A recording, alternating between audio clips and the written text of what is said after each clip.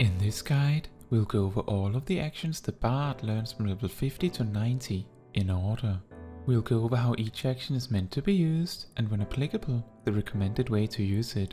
We will also summarize changes to the rotation at level 60, 70 and 80. In the summary, we will take time to outline both an opener and how it leads into the general rotation, and also briefly go over stat priorities. I will assume you have already seen the Endwalker edition of my guide, which covers level 1 to 50, and I will also assume that you are acquainted with abbreviations like GCD, OGCD and weaving. If either of these aspects are not familiar to you, please view the corresponding videos in the top right corner. Now then, at level 52, you learn the ability Wanderer's Minuet, a third song to work alongside Mage's Ballad and Army's Paean. Wanderer's Minuet boosts the critical hit rate of your party by 2% while it is in effect. You also learn the ability Pitch Perfect, which is useless on its own. Whenever repertoire activates with Wanderer's Minuet, you gain a stack of repertoire, up to 3, and when you have at least one stack of this effect, you can use Pitch Perfect to spend all of them. More stacks mean increasingly more damage. Whenever you have 3 stacks, weave Pitch Perfect on your next opportunity. If the duration of Wanderer's Minuet is below 3 seconds, no more repertoire procs will happen before the song ends, so make sure to use Pitch Perfect to spend any remaining stacks at that point. Pitch Perfect makes Wanderer's Minuet the strongest of the 3 songs for single target, and so you should pair all your big cooldowns with Wanderer's Minuet. This means Raging Strikes, Barrage and Battle Voice. After Wanderer's Minuet, use Mage's Ballad and then finish off with Army's Paean. Naturally, durations of 45 seconds and cooldowns of 120 seconds mean that to loop this system perfectly, you need to end at least one song early. At high levels, it is recommended that you stay in Wanderer's Minuet for at least 43 seconds, just long enough to pitch perfect that last stack you might get. Then Mage's Ballad for only 34 seconds, again just long enough to have the opportunity to get a proc, and then also 43 seconds for Army's Paean. The most important part here is that Wanderer's Minuet should last as long as possible and always be used alongside your other 2-minute cooldowns, so you have a lot of wiggle room with Mage's Ballad and Army's Paean to learn with. At level 54, you learn the ability Imperial Arrow, which is an OGCD like Bloodletter that you use on cooldown. Since it does not have a charge system, it should take priority over Bloodletter. At level 56, you learn the weapon skill Iron Jaws, which in addition to doing some damage, refreshes the duration of your dots, but only if they are already up. It should be noted that functionally, Iron Jaws replaces the dots, so if you have any damage buffs up while using it, this is applied. With this weapon skill, under most circumstances, you would apply your dots at the start of a fight and then use Iron Jaws to reapply them throughout the fight. Always make sure to use Iron Jaws to apply dots when you can. At level 60, you learn the ability Sidewinder, which is yet another OGCD, although this one is on a minute-long cooldown. In an opener context, you can delay Sidewinder until after Imperial Arrow and Bloodletter, as the long cooldown of Sidewinder means that less is lost by delaying it. Every other minute, make sure to use Sidewinder while affected by Raging Strikes and Battle Voice to make the most of it. Since level 50, Wanderer's Minuet is introduced as the new strongest song of choice. Sidewinder and Imperial Arrow are also introduced as more OGCD attacks to use alongside Bloodletter. Finally, Iron Jaws makes it much easier to keep your dots up on a target as soon as they have been applied at the start. To incorporate all these new toys, you can adjust your opener as follows. Start with Windbite and weave Wanderer's Minuet and Raging Strikes. Then apply Venomous Bite, weaving Imperial Arrow and Bloodletter. Then use Heavy Shot, weaving Battle Voice, and if you don't have Straight Shot ready, weave Barrage. If you do have Straight Shot ready, instead weave Sidewinder. Then use Straight Shot and then weave Sidewinder or Barrage depending on what you did before, and if you just weave Barrage, use Straight Shot again. After this, continue the rotation as always, cycling through Wanderer's Minuet, then Mage's Ballad and then Army's Paean, taking note to start Wanderer's Minuet with all the big cooldowns. Make sure to use Pitch Perfect at 3 stacks whenever possible. At level 62, you learn the ability Troubadour, which is a raid-wide defensive cooldown, reducing damage taken for everyone. Whenever you expect raid-wide damage incoming, use this. You can also use it if the tank is taking a heavy beating to help them out specifically. At level 64, Venomous Bite and Wind Bite permanently upgrade to Caustic Bite and Storm Bite respectively. They are both better than Quick Knock on 3 targets if they last at least 30 seconds. Generally, I would still recommend applying Storm Bite, then Caustic Bite, while the tank is pulling and you cannot reliably hit 3 targets with Quick Knock, and then just resort to Quick Knock once you can hit the entire pack. At level 66, you learn the ability Nature's Min, which when used causes the target to receive extra healing for a while. Typically, you will find most use in applying this to the tank when they need it. You can also help the healer save someone in a tough spot by casting this before the healer begins their healing. This often requires quick reactions. Try your best to not forget that you have this tool, just like the Warden's Paean, as they are both quite unique and powerful when used correctly. At level 68, Imperial Arrow is upgraded to instantly activate repertoire for your current song whenever it is used. This makes it much more valuable to use it as often as you can.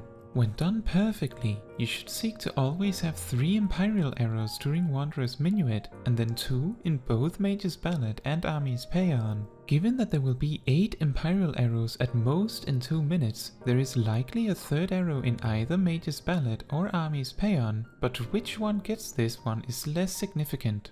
At level 70, your straight shot is permanently upgraded to Refulgent Arrow, massively increasing its potency.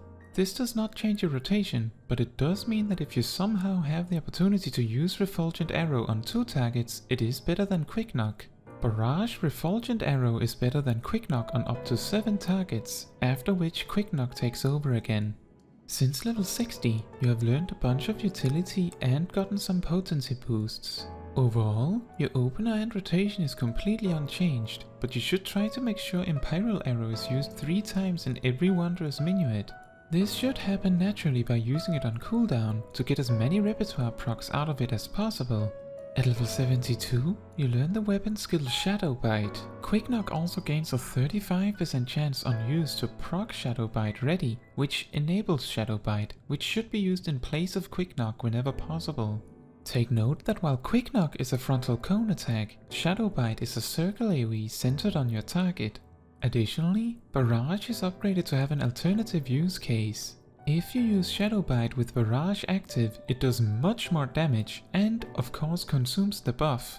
Keep in mind that Barrage does not grant the Shadow Bite ready buff, so on AoE, make sure to use Barrage when you have the proc, instead of using it on Refulgent Arrow. Quick Knock and Shadow Bite is better on 2 targets than Heavy Shot and Refulgent Arrow. At level 76, Heavy Shot permanently upgrades to Burst Shot, increasing its potency, as well as increasing its chance to enable Refulgent Arrow to 35%. You also gain the trait Bite Mastery too, which makes Storm Bite, Caustic Bite and Iron Jaws each also have the same 35% chance to enable Refulgent Arrow. This does not change your rotation, and you should prioritize applying Storm Bite and Caustic Bite over spending Refulgent Arrow at the start of a fight. And while you can plan around it, Iron Jaws should be more important than using Refulgent Arrow, as reversing the order sometimes can cause your dots to drop, which should be avoided.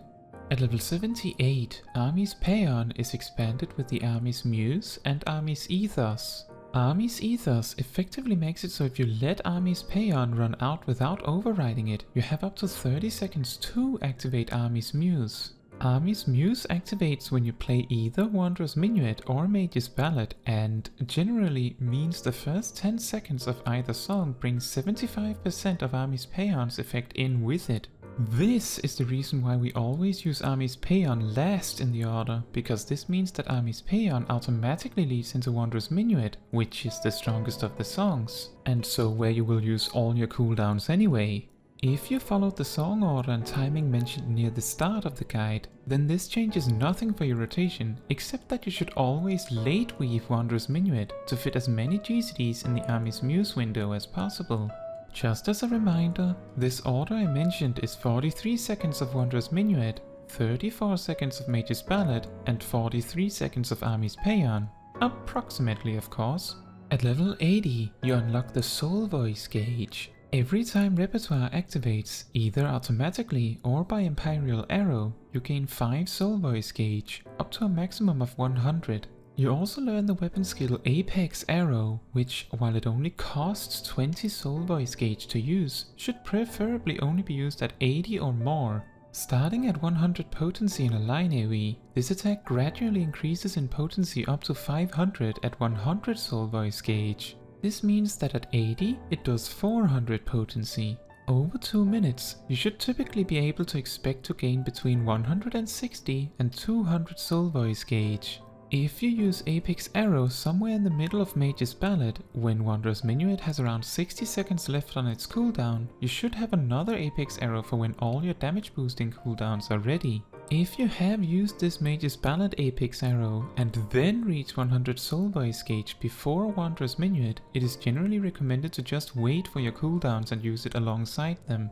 Since level 70, you have gotten a lot more opportunities to proc Refulgent Arrow, and Quick Knock now has an AoE version of this proc too, in Shadowbite. Barrage can be spent on Shadowbite for extra damage and should be done on AoE. Army's Paean was also improved to grant some of its effect to the song that immediately follows it. All this does not change much about your rotation aside from making it more reliable, but you also got a new gauge. Apex Arrow should be used around once every minute, and this means once during Mage's Ballad and once around the start of Wanderer's Minuet, but due to the fact that the soul voice gauge increases based on repertoire procs, which is somewhat random, the main idea is to make sure that you only use Apex Arrow with at least 80 soul voice gauge.